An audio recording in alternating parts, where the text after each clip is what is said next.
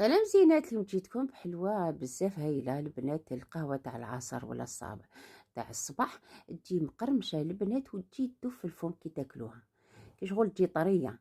انا زينتها هنا يعني شوكولاته للطي وزدتها شويه برميسال شوكولا، تقدروا يعني ما ديروا لها والو، تخلوها هكذا تجي شابه.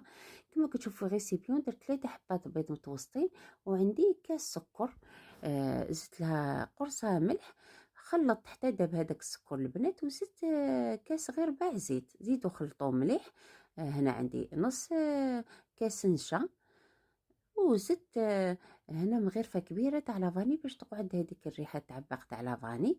ورحت نوجد باش نزيدو الفارينة البنات. هنا غربلتها الفارينة مع، وزدت لها 10 غرامات تاع خميرة تاع الحلوى.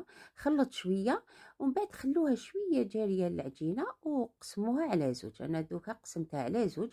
هذه العجينة البيضاء اني كملتها بالفارينة، واللي خليتها شوية كما كتشوفوا جارية زدت لها هنا 2 ملاعق كاكاو الاسود البنات، يعني النوعيه لازم تكون مليحه.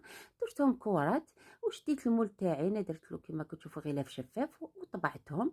ديروا 3 حبات يعني بنيين و3 بيوضه، يعني خلفوهم، ضغطوا مليح باش يخرج هذاك الشكل. وحطيتهم يعني كملوا كامل الكميه البنات، يجوا شباب، الشكل تاعو يجي زاهي وشباب. كملتهم ودخلتهم يطيبوا في الفرن على 180 درجة. كي خرجوا كما كتشوفوا راني عاودت زينتهم بشوكولاتة الطيل وشوية فيرميسال شوكولا. جربوهم.